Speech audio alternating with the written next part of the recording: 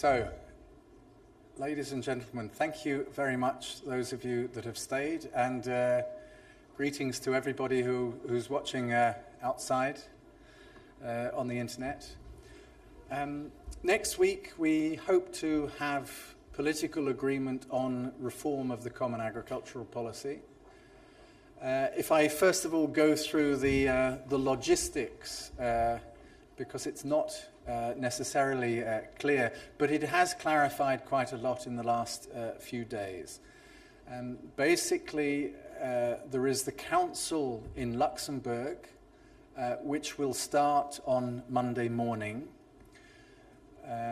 and members of the European Parliament will also be going down to Luxembourg, so that in the course of Monday and probably Tuesday, there can be a number of trilogue meetings. Now, you should recall that this reform of the Common Agricultural Policy for the first time has co-decision. I remember the previous reform back in 2003, which was just a means of keeping 15 ministers and one commissioner in a room until they reached agreement. This time, unfortunately, it's much more complicated than that. And so what will happen is, in the course of Monday and Tuesday, there will be various meetings. There will be the Council, there will be trilogues, there will probably be many bilateral meetings in the margins, for example, of the Presidency and the Commission meeting individual ministers. And the hope is that the Council can revise its negotiating mandate so that on Wednesday morning there can be a trilogue meeting here in Brussels, which we hope will be the final trilogue meeting. And we can reach a deal, a political agreement on reform of the Common Agricultural Policy. There will be a European Parliament Agriculture Committee meeting on Wednesday afternoon. And as a result of that, it looks as if the Parliament want to vote, but they will tell you what they will do. It looks as if we will have a press conference late on Wednesday afternoon, where we can have details of the reform of the Common Agricultural Policy.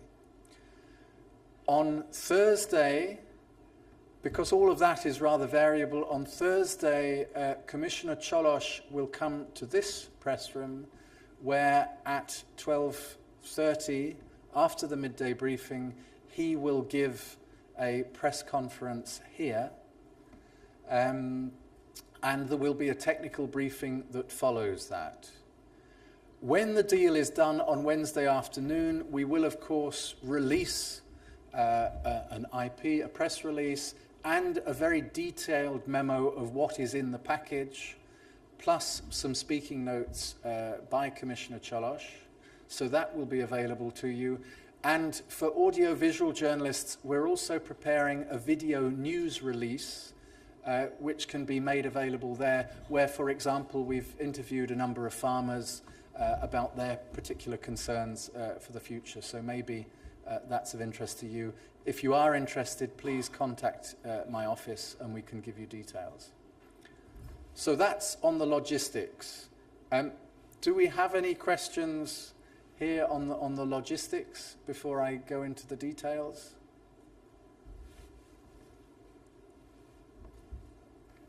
Hi, I'm Carmen Pan from International News Services. I didn't really get what will happen on Wednesday. Will there be a press conference by the Commission at all, since there's a press conference by Commissioner Cioloș on Thursday? Because I didn't get that part. Fine, okay, sorry. Yes, what will happen is when the Agriculture Committee concludes on Wednesday afternoon, there will be a joint press conference of the rapporteurs, I presume, plus the chairman of the Agriculture Committee, the president of the Council, and Commissioner Cioloș in the European Parliament. As I say, the timing is not yet clear. But Commissioner Cioloș will come here on Thursday and give a separate press conference, just in case people miss it on Wednesday. Is that clear on logistics? Okay, as far as the content is concerned, I'll try to be as simple as I can. We have 4 regulations, one relating to direct payments, one relating to rural development, one relating to market measures, and one relating to horizontal issues, which is sort of everything else. On the direct payments, on procedure, we've had a lot of trilogue meetings since April, and we seem to be very close on the basic shape of the reform, but obviously there remain a number of key issues which have to be resolved next week. On direct payments, these are some of the key issues and probably the most difficult ones that we still need to resolve. Direct payments, the idea, of course, is that you have the national envelope available for every member state, and 30% will go in future towards greening. This is a key new element, the idea of paying farmers for the provision of environmental public goods. And the principle is agreed, but of course we have to discuss the measures. And then for the remaining 70%, this is a key change as well, because we need a fairer distribution of the funding. One of the problems with the existing situation is that the allocations in the EU15, the old member states, are based on historical references, apart from in Germany where they've moved to a flat rate per hectare.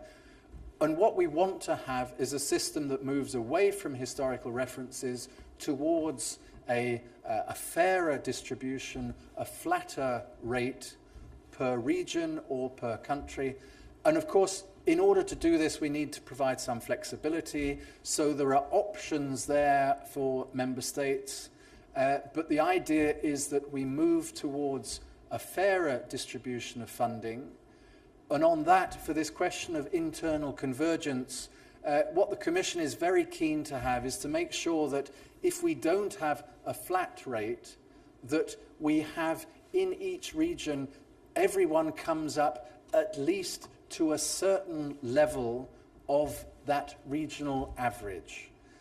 Because at the moment you have all kinds of differences. You do have situations where one farm gets, shall we say, 100 euros a hectare, and the neighbouring farm gets 1,000 euros a hectare.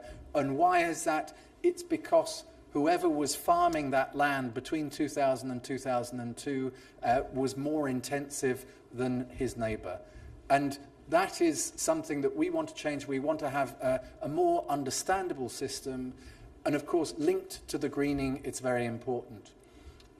Within this concept of internal convergence and who gets what, there are various elements that are options left to member state. For example, there is an option of a coupled payment. That means that member states can still link part of the payment, a limited amount, to production. This is in particular because of concerns that with the change in allocations, that you might have some regions which actually lose production of, for example, dairy or, for example, beef production in certain regions. So by having a coupled payment, it will provide a greater guarantee that that particular production stays in that particular region. Similarly, there is a new concept which we call the redistributive payment. And this is the idea that if a member state wants to, it can hold back, shall we say, 20 or 30% of its national envelope, pay the rest in direct payments, and then this remaining portion can distribute, the member state can distribute it on the first maybe 30 hectares or 40 hectares. We're still discussing the actual amount. But the idea is that by this holding back part of it, there is a significant redistribution from the larger farms, the ones above 30 or 40 or wherever the limit may be, towards the smaller and medium-sized farms. And this all goes in the direction of having a fairer distribution of direct payments in future. One of the other elements that needs to be clarified is the concept of capping and degressivity. This is the idea that an individual farm should not receive so much or should receive less than others because of economies of scale. And the Commission proposal was that from 150,000 euros onwards, there should be a sliding scale reduction in what a farmer gets, an individual holding gets. So if you take the example of a farm that receives, shall we say, 500,000 euros, the Commission proposal, which remains on the table, is that first of all you take into account the salary costs. So for example, if it's a large farm with many, many employees, we want to take that into account because we don't want to reduce employment because of this measure. But if you take 500,000, for example, if you reduce 150,000 in salaries, that leaves you with 350,000. The way that the Commission proposal works is that the farm would get all of the 150,000, and for 150,000 to 200,000, there would be a reduction of 20%. From 200 to 250, a reduction of 40%, and above, from 250 to 300,000, a reduction of 70%, with an absolute cap at 300,000. So if you get the idea, degressivity is all about reducing the level of payment above 150,000. So that's all within the context of internal convergence and a fairer distribution of direct payments. As far as greening is concerned, maybe I should say, questions on direct payments, internal convergence? Everyone's happy? Yeah, go on. Well, to be honest, this is more a personal question than a journalist question. I have family who lives in the countryside in Romania, and they have about 4 hectares of land. And I actually went to them and asked them how much they get right now. And they pretty much get nothing. Like, they cannot survive or take care of their land with that. So I wanted, if you can explain to me if there will be any change for them in this case, or expected change after the negotiation. Thanks. First of all, for Romania and Bulgaria, there is still a phasing in of direct payments. So there is a 10% increase in the amount that's available every year. So that's the first thing. Secondly, in the new member states, there is basically a flat rate payment system. It's called SAPS. That exists at the moment, and part of the negotiations will see, we assume, an extension of that. The other thing is, and I'm glad you mentioned it, for the smaller farmers, there should be an option as part of a simplification measure that some small farms can opt into a simple system using up to 10% of the national envelope, whereby they can just sign up for a simple system, which means relaxation on certain controls. Certainly the administration is considerably lower, not only for the farmer, but also for the member states. Because, of course, we have stories of member state inspections of a farm that receives 400 euros in direct payments, where the actual inspection costs 2,000 or 3,000 euros. So that's a strong element of simplification. As far as your family is concerned, it depends, of course, on what they're doing, what they're looking for, but bear in mind that the system of direct payments is there to cover everybody, to cover all farmers. We also have the second pillar, which is rural development. And the idea under rural development is that programs are available designed by member states or regions, which offer various grants to farmers for different things. So it could be for agri-environment measures, for measures which are good for nature. It could be for agri-tourism or other diversification measures. And it could also be for investment in the farm, in structures, for innovation measures. But that is up to the individual farmer. And this is one of the key points about the CAP, that we have the direct payments which covers everybody, and in budgetary terms that is sort of 3/4 of the Common Agricultural Policy. But it's very, very important that we don't forget rural development is there, it's co-funded, and it allows those farmers that really want to be more dynamic to be more dynamic. So if you, next time you're talking to your family, just underline the importance of the options which are there for rural development, which will help them to improve their structure so that in future they can improve their revenue. So on direct, Tom. Yeah. Two questions, if I may. First, I mean, we know what the Commission has proposed in capping and so, but what is actually the battle structure in the Council next week? And second question, market intervention. What is still there at stake? Fine. Okay. This is an on the record briefing, so I have to be a little bit careful about what I say. As far as capping is concerned, the Parliament have put out a number of statements. I don't want to speak on behalf of the Parliament, but the Council has a position which is linked to what heads of government and heads of state and government said in the MFF back in February. The Parliament has a different position and would like to see changes. And I'd rather not say any more than that on the record.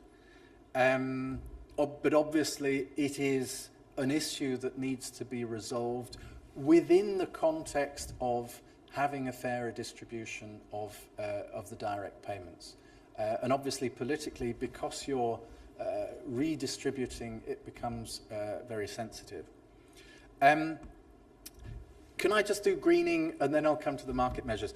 Greening, sorry, the other half of the direct payments proposal, the idea is that every farmer has to do 3 basic common agricultural practices, maintaining permanent pasture, having a diversity of 3 crops on his arable land. So that means if a farmer has fruit trees or have olive groves or vineyards, he doesn't need to diversify there. We're only talking about arable crops. And also the ecological focus area is the concept that every farm should have an area on the farm where there should be space for biodiversity. Now, in practice, most farms have some areas. For example, they don't plant going all the way to the edge of fields. They leave an area at the edge. But in some areas, we've seen such intensification that is not possible, that they plant all the way up to the edge of the field, which is bad for biodiversity, and it's not actually good for the sustainability of the field in the longer term. We've seen so many problems with soil quality that it's very important that these greening measures also do things for long-term sustainability. At the same stage, we have a lot of farmers who already do measures which are good for the environment. And so within the greening discussion, there has been this question of greening equivalency to see to what extent we can take into account what farmers already do.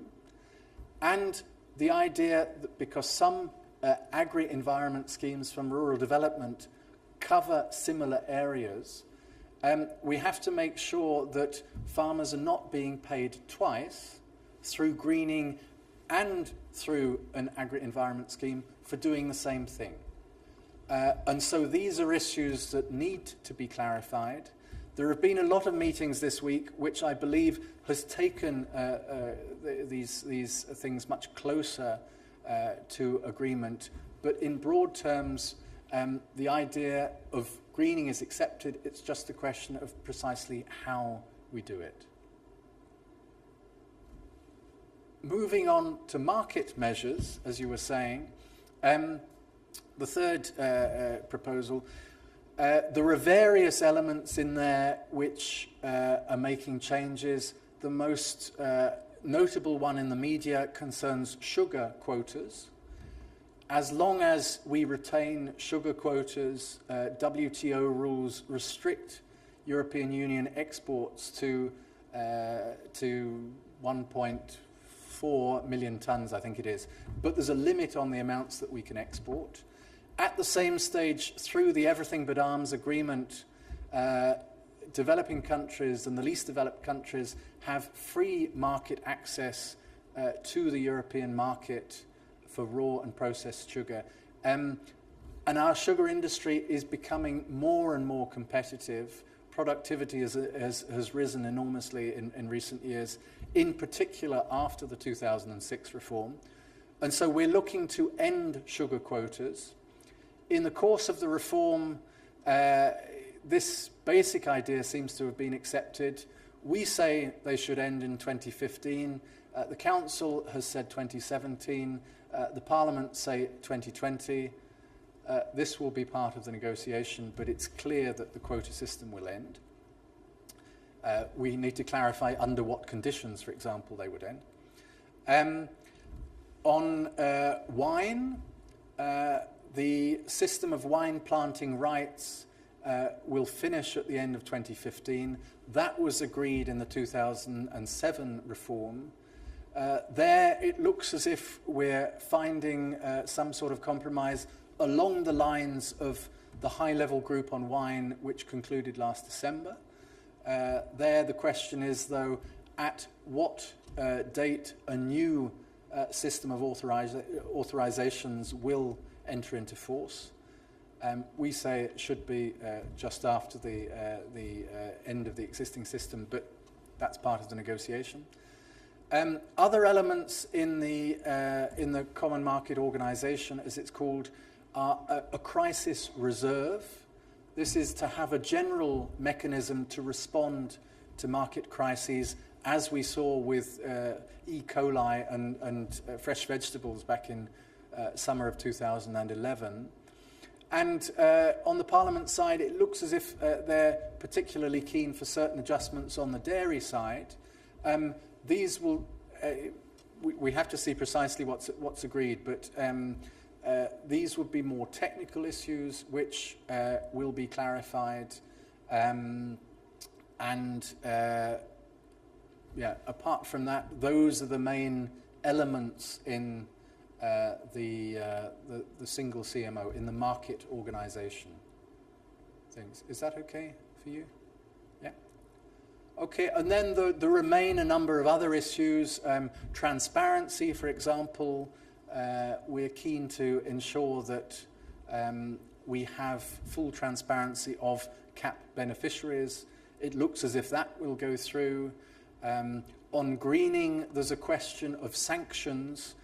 What's important for us is that if a farmer doesn't fulfill the greening criteria, that he doesn't simply lose his greening payment, he will eventually lose part of his direct payments as well. That's one of the key elements that needs to be in the final compromise. But I think that is basically, yeah, I think I've basically covered all the elements. Sorry, on rural development, one thing that still needs to be finalised is we have at the moment a system of less favoured areas. This is basically a payment, an additional payment in areas where production is more difficult. There has been considerable criticism over the years especially from the Court of Auditors, that there are different rules applied everywhere in different member states. And so what we're looking for is a more common system. We've put on the table 8 biophysical criteria, such as soil quality and the size of slope of farmland, but also leaving flexibility to member states. That needs to be finalised, and in particular, at what moment those new rules will enter into force. So those are the elements on rural development. That's the element, probably the most difficult element, still to be resolved on rural development. So I'm sorry, it is always quite technical when we discuss these things, but I hope this is a useful reminder of all the issues which are on the table. Do you have any other questions?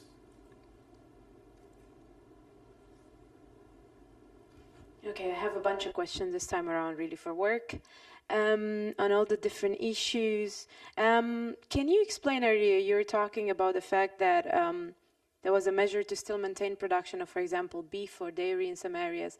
I didn't quite get why will there be a risk to lose the production of those particular things in those areas. This is the first one. I have a lot of them. I'll be able to repeat if you forget any. If you can tell me in any way of any potential impact on meat and livestock subsidies that this will have, and also on mountain livestock subsidies, since you were just talking about this kind of areas, and also if the supply of feed to the livestock sector will anyway be influenced or changed or impacted by the new CAP. The other things, on the wine planting right, you said they will end for sure in 2015. And I was wondering whether there's anything, if you can clarify what's still to be negotiating on the wine issue. The other thing I had, on food production, I was just wondering, because I cover food production and I always have an issue explaining how will this whole negotiation impact food production in Europe. So I was wondering whether there will be any sort of like impact on innovation in the way food is manufactured and processed, or if in any way ingredients in food are going to be impacted by the CAP renewal pretty much.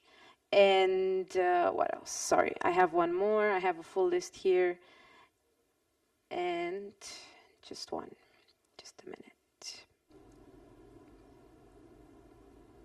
Yeah, and I was wondering whether there will be any impact on supplies levels or prices of these ingredients of food impacted by the CAP. Thanks. Thanks. That's a fine list. Coupled payments.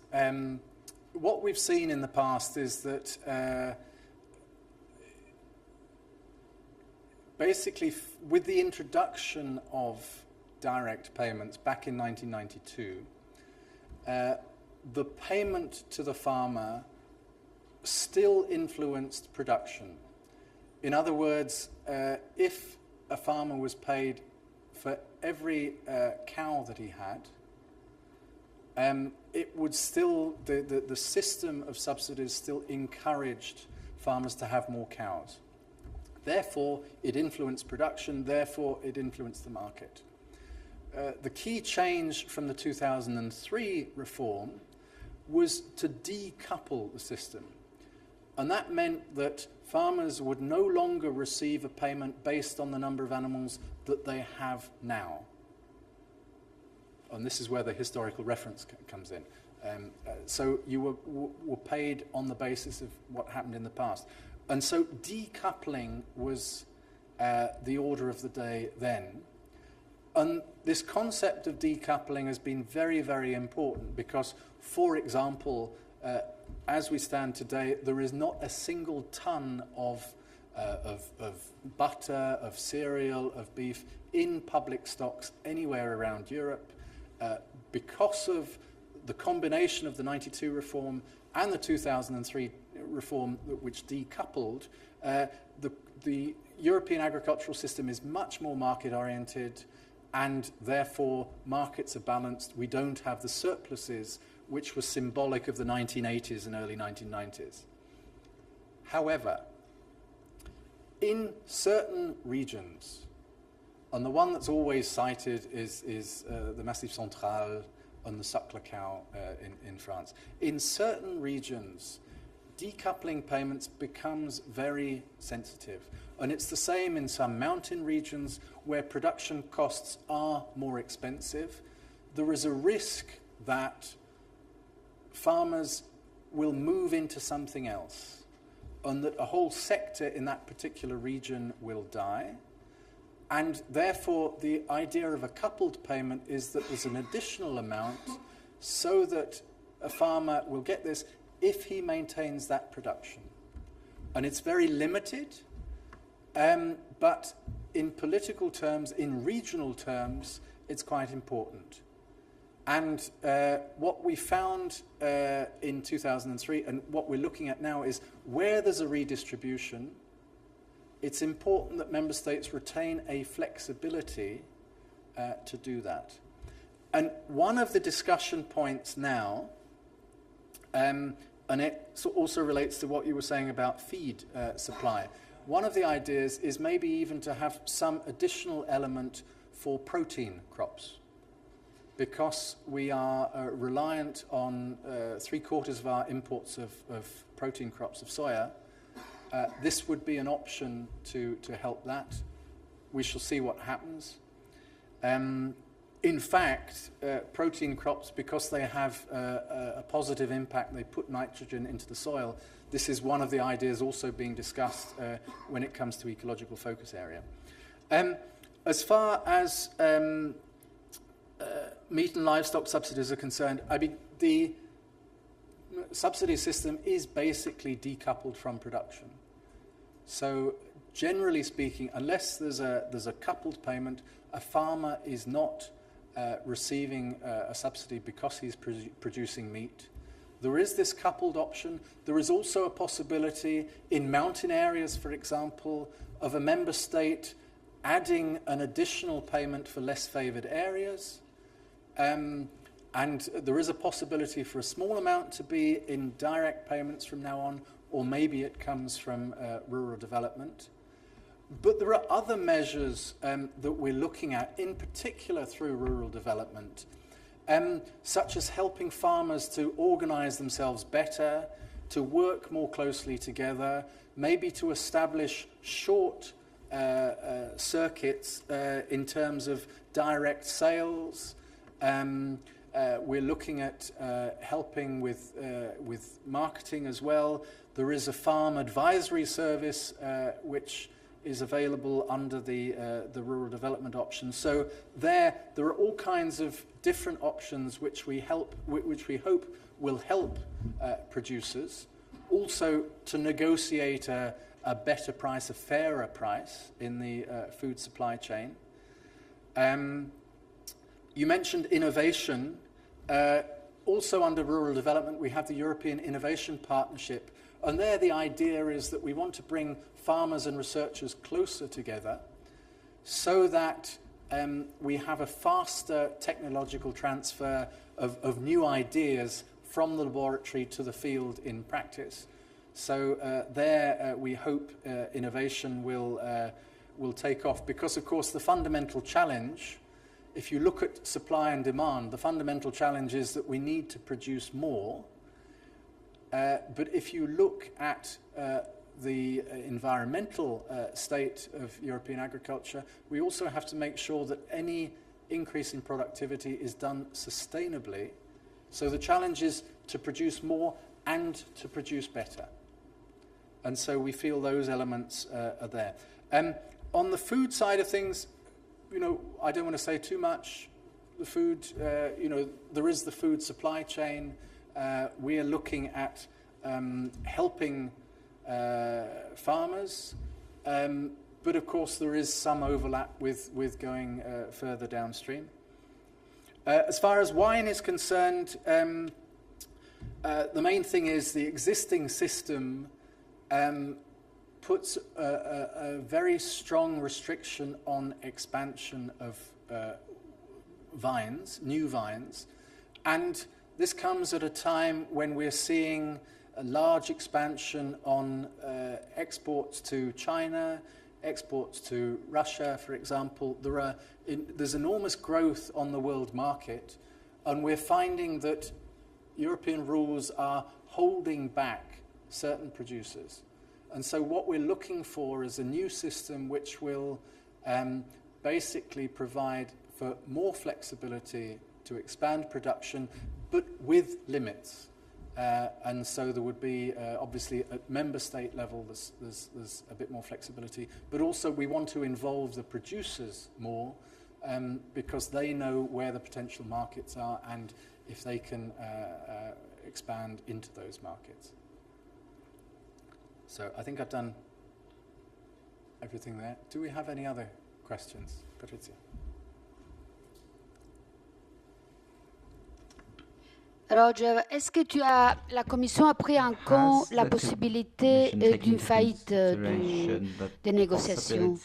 Quelles seraient les conséquences si on n'arrive pas à un accord, pas seulement la semaine prochaine, mais disons avant la fin de la présidence irlandaise? Est-ce que vous avez de toute façon prévu un plan B dans les cas où? Merci. Your sleeve. Merci.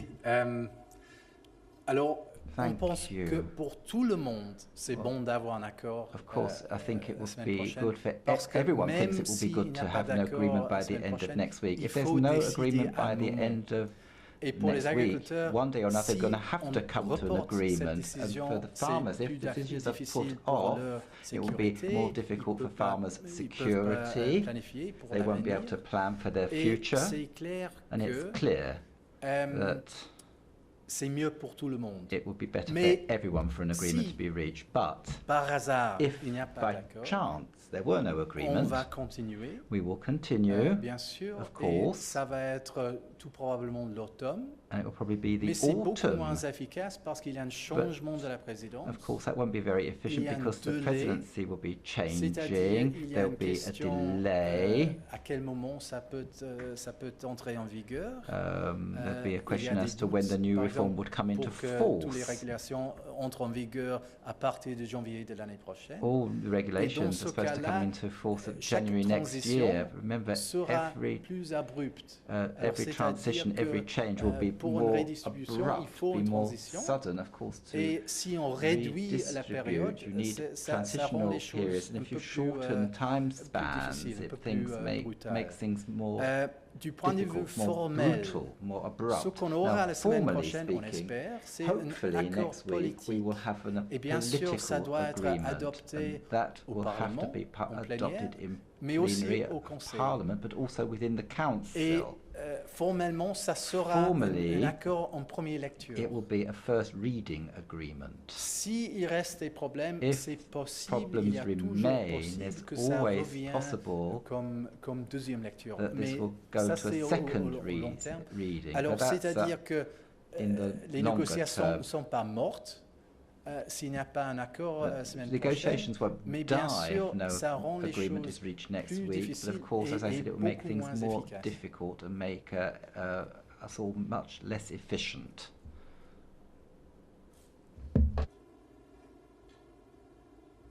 Sorry, I just had another question on the logistical side. I just remember now.